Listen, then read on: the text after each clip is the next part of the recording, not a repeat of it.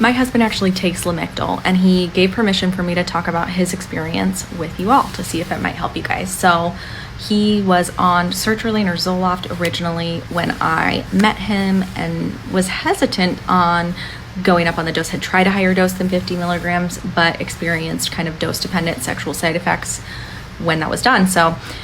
But he was still struggling with feeling on edge a lot, anxiety, irritability, mood reactivity, and impulsivity. And so his provider augmented with a little Lamictal.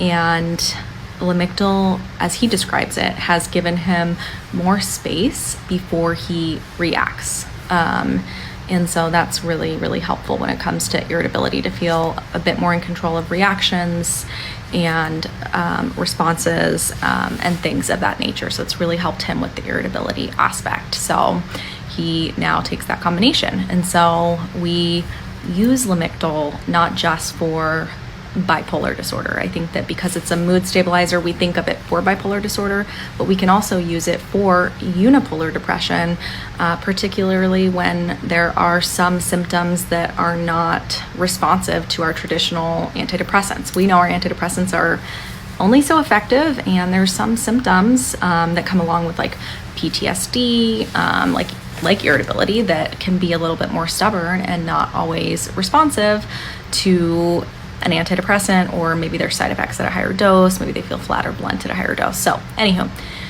Lamictal or lamotrigine, again, is an anticonvulsant. It's not very effective for mania, but it's very effective for bipolar depression. And so because of that, you will see it prescribed somewhat frequently with valproic acid or Depakote.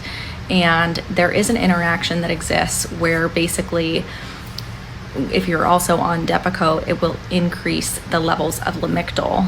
So you really half the dose of the Lamictal because of the risk for side effects. So generally speaking, Lamictal is pretty well tolerated and has a pretty good side effect profile, but there is a risk for a rash.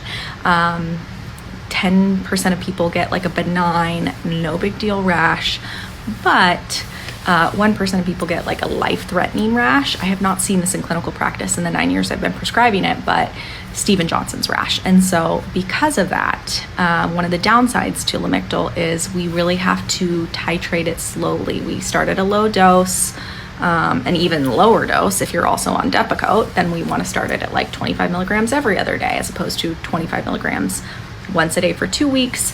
And then we usually go up to taking 2 of the 25 milligrams. Once we go above doses, like above 200 milligrams, then generally speaking, we're going to be splitting the dose up and not taking it all at once. But the goal is to really get Lamictal to a therapeutic dose range, which is typically between 100 and 200 milligrams. But anecdotally in clinical practice, I have seen really good effects on like 300 milligrams, sometimes up to 400 milligrams.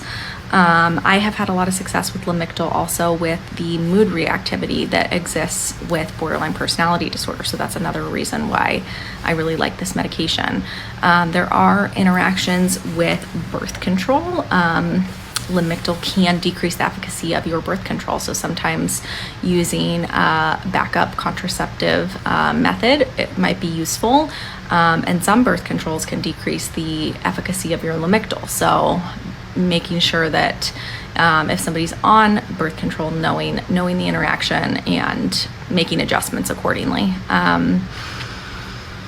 So I think that it can be a useful mood stabilizer for a variety of different conditions. It's just like the downside is it's not going to work very quickly. So if somebody's really, really struggling, that can be frustrating to have to wait, some time to see the therapeutic benefit, because I've noticed too, some people don't experience therapeutic benefit until they get to that 100 milligrams. And so, and I also have noticed that like I continue to see like compounding benefits of the medication the first like 6 months somebody's on the medication. So it's kind of one of those slow and steady medications that I think for some people can be frustrating to wait. The other thing about it is if somebody misses this medication for more than 4 days, they have to restart the titration schedule of going back to the 25 milligrams once a day for 2 weeks because of that risk for Stevens-Johnson's rash.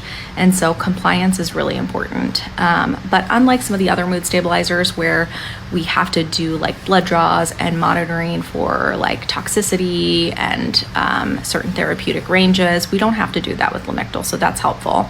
You know, bipolar depression is pretty stubborn to treat, and so a lot of times our clients with bipolar are going to be in that depressed phase a lot more than they're going to be in the manic phase. So that's where, again, we really see this medication kind of come in clutch. So I'm trying to think if I'm forgetting anything else about it. I think that's some of the main things, but